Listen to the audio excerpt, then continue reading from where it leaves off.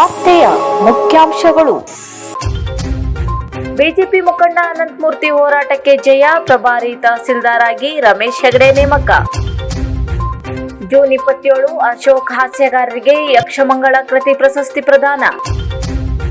ಜೋಗನಹಕ್ಕಲು ಫಾಲ್ಸ್ನಲ್ಲಿ ನೀರಿನ ಸೆಳೆತಕ್ಕೆ ಕೊಚ್ಚಿ ಹೋದ ಯುವಕ.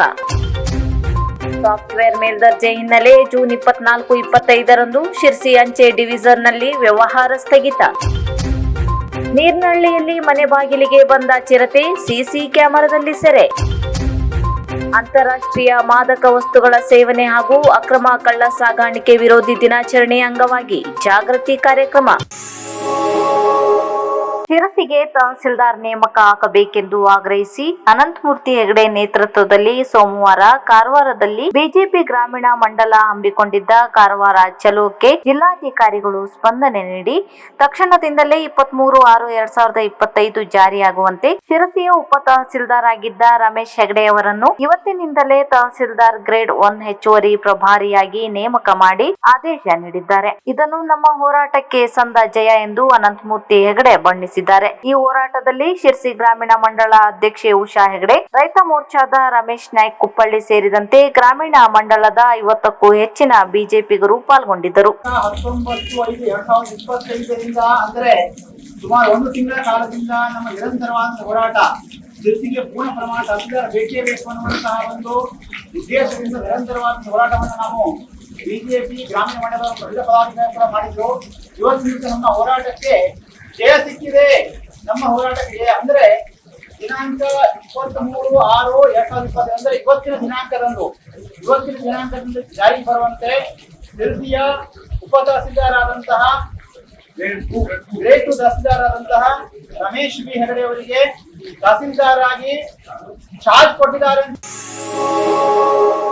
ಹಿರಿಯ ಪತ್ರಕರ್ತ, ಸರಳ ಸಜ್ಜನ ಸಾಹಿತಿ ಅಶೋಕ್ ಹಾಸ್ಯಗಾರ್ ಇವರಿಗೆ ಇದೇ ಬರುವ ಜೂನ್ 27ರಂದು ಯಕ್ಷಮಂಗಳ ಕೃತಿ ಪ್ರಶಸ್ತಿ ಪ್ರದಾನ ಕಾರ್ಯಕ್ರಮ ನಡೆಯಲಿದೆ. ಮಂಗಳೂರು ವಿಶ್ವವಿದ್ಯಾಲಯ ಡಾಕ್ಟರ್ UR ರಾವ್ ಸಭಾಂಗಣ ಮಂಗಳ ಗಂಗೋತ್ರಿಯಲ್ಲಿ ಬೆಳಗ್ಗೆ 10:30ಕ್ಕೆ ಸಮಾರಂಭ ಆಯೋಜಿಸಲಾಗಿದೆ. ಅಶೋಕ್ ಹಾಸ್ಯಗಾರ್ ಇವರ ದಶರೂಪಕಗಳ ದಶಾವತಾರ ಕೃತಿಗೆ ಯಕ್ಷಮಂಗಳ ಕೃತಿ ಪ್ರಶಸ್ತಿ ದೊರಕಿರುವುದು ಇಲ್ಲಿ ಉಲ್ಲೇಖಾರ್ಹ. ಇದೇ ಕಾರ್ಯಕ್ರಮದಲ್ಲಿ ಹಿರಿಯ ಯಕ್ಷಗಾನ ಕಲಾವಿದ ಡಾಕ್ಟರ್ ರಮಾನಂದ್ ವನಾರಿ ಕಾಸರಗೋಡ್, ಯಕ್ಷಗಾನ ವಿದ್ವಾಂಸ ಪ್ರೊಫೆಸರ್ ML ಸಾಗಮ ಉಡುಪಿ ಹಾಗೂ ತೆಂಕುತಿಟ್ಟು ಯಕ್ಷಗಾನದ ಹಿರಿಯ ಕಲಾವಿದ ಸದಾಶಿವ್ ಶೆಟ್ಟಿಗಾರ್, ಸಿದ್ದಕಟ್ಟೆ ಇವರುಗಳಿಗೆ ಯಕ್ಷಮಂಗಳ ಪ್ರಶಸ್ತಿ ಪ್ರದಾನ ನಡೆಯಲಿದೆ. ಮಂಗಳೂರು ವಿಶ್ವವಿದ್ಯಾಲಯದ ಕುಲಪತಿ ಪ್ರೊಫೆಸರ್ PL ಧರ್ಮ ಅಧ್ಯಕ್ಷತೆಯನ್ನು ವಹಿಸುವರು. ಯಕ್ಷಗಾನ ಅಕಾಡೆಮಿ ಅಧ್ಯಕ್ಷ ಡಾಕ್ಟರ್ ತಲ್ಲೂರ್ ಶಿವರಾಮ್ ಶೆಟ್ಟಿ ಹಾಗೂ ಮಂಗಳೂರು ಕುಲಸಚಿವ ರಾಜು ಮೊಗವೀರ್ ಅತಿಥಿಗಳಾಗಿ ಭಾಗವಹಿಸಲಿದ್ದಾರೆ.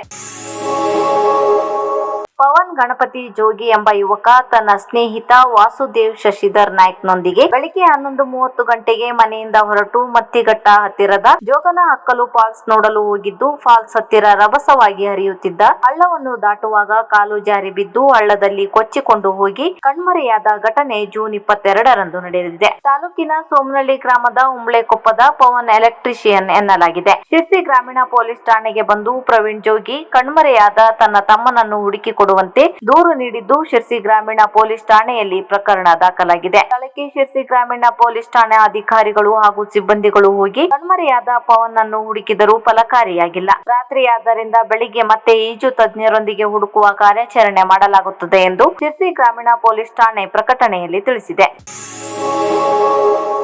ಶಿರ್ಸಿ ಅಂಚೆ ಕಚೇರಿ ಡಿವಿಷನ್ ನಲ್ಲಿ ಸಾಫ್ಟ್ವೇರ್ ಅಪ್ಡೇಟ್ ಮಾಡುವ ಕಾರಣದಿಂದ ಜೂನ್ 24 ಮತ್ತು 25ರಂದು 2 ದಿನಗಳ ಕಾಲ ಅಂಚೆ ಕಚೇರಿ ವ್ಯವಹಾರ ಸ್ಥಗಿತವಾಗಿರುತ್ತದೆ ಎಂದು ವಿಶ್ವಸನೀಯ ಮೂಲಗಳಿಂದ ತಿಳಿದು ಬಂದಿದೆ. ದಿನಾಂಕ 26ರಂದು ಬೆಳಿಗ್ಗೆ 9 ಗಂಟೆಗೆ ಶಿರ್ಸಿ ಹೆಡ್ ಪೋಸ್ಟ್ ನಲ್ಲಿ ಸಾಫ್ಟ್ವೇರ್ ಅಪ್ ಗ್ರೇಡ್ ಸಿಸ್ಟಮ್ ನಲ್ಲಿ ಉದ್ಘಾಟನೆಯಾಗಲಿದೆ ಎಂದು ತಿಳಿದು ಬರುತ್ತದೆ. ಶಿರ್ಸಿ ಅಂಚೆ ಡಿವಿಷನ್ ಗೆ ಸೇರಿದ 7 ತಾಲೂಕುಗಳ ಅಂಚೆ ಕಚೇರಿಯಲ್ಲಿ 24 ಮತ್ತು 25ರಂದು 2 ದಿನ ವ್ಯವಹಾರ ಸ್ಥಗಿತಗೊಳ್ಳಲಿದೆ ಎಂದು ತಿಳಿದು ಬಂದಿದೆ.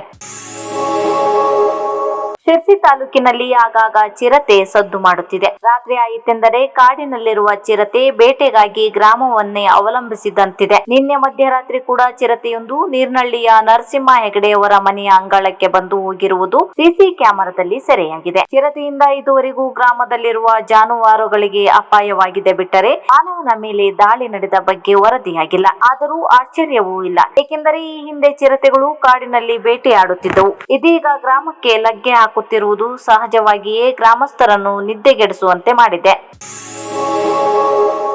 ಶಿರಸಿಯ ನೀಲಕಣಿ ಪದವಿ ಪೂರ್ವ ಕಾಲೇಜಿನಲ್ಲಿ ಅಂತಾರಾಷ್ಟ್ರೀಯ ಮಾದಕ ವಸ್ತುಗಳ ಸೇವನೆ ಹಾಗೂ ಅಕ್ರಮ ಕಳ್ಳ ಸಾಗಾಣಿಕೆ ವಿರೋಧಿ ದಿನಾಚರಣೆ ಅಂಗವಾಗಿ ಶಿರಸಿ ನಗರ ಪೊಲೀಸ್ ಠಾಣೆ ವತಿಯಿಂದ ಜಾಗೃತಿ ಕಾರ್ಯಕ್ರಮ ಹಮ್ಮಿಕೊಂಡು ವಿದ್ಯಾರ್ಥಿಗಳಿಗೆ ಮಾದಕ ವಸ್ತುಗಳು ವ್ಯಸನಗಳಿಗೆ ಕಾರಣಗಳು, ವ್ಯಸನದಿಂದ ಉಂಟಾಗುವ ದೈಹಿಕ, ಮಾನಸಿಕ ಆರೋಗ್ಯ, ಸಾಮಾಜಿಕ, ಕೌಟುಂಬಿಕ, ಶೈಕ್ಷಣಿಕ ಹಾಗೂ ಕಾನೂನಾತ್ಮಕ ದುಷ್ಪರಿಣಾಮಗಳು ತಡೆಯಲು ಸಲಹೆ ಸೂಚನೆಗಳು, ಯುವಜನತೆಯ ಪಾತ್ರದ ಕುರಿತು ಉಪನ್ಯಾಸ ನೀಡಲಾಯಿತು. ಈ ಸಂದರ್ಭದಲ್ಲಿ ಶಿರಸಿ ವಿಭಾಗದ ಡಿವೈಎಸ್ಪಿ ಗೀತಾ ಪಾಟೀಲ್, ವೃತ್ತ ನಿರೀಕ್ಷಕರಾದ ಶಶಿಕಾಂತ್ ವರ್ಮಾ ಅವರ ಮಾರ್ಗದರ್ಶನದಲ್ಲಿ ನಾಗಪ್ಪ ಬಿ ಪಿಎಸ್ಐ, ಶಿರಸಿ ನಗರ ಪೊಲೀಸ್ ಠಾಣೆಯವರ ನೇತೃತ್ವದಲ್ಲಿ ಜಾಗೃತಿ ಕಾರ್ಯಕ್ರಮ ಹಮ್ಮಿಕೊಳ್ಳಲಾಗಿತ್ತು. ಠಾಣೆಯ ಸಿಬ್ಬಂದಿಗಳಾದ ಶಿವಲಿಂಗ ತುಪ್ಪದ್, ಚನ್ನಬಸಪ್ಪ ಮತ್ತು ಕಾಲೇಜಿನ ಪ್ರಾಂಶುಪಾಲರಾದ ವಸಂತ್ ನಾಯ್ಕ್ ಮತ್ತು ಉಪನ್ಯಾಸಕರು ಉಪಸ್ಥಿತರಿದ್ದರು.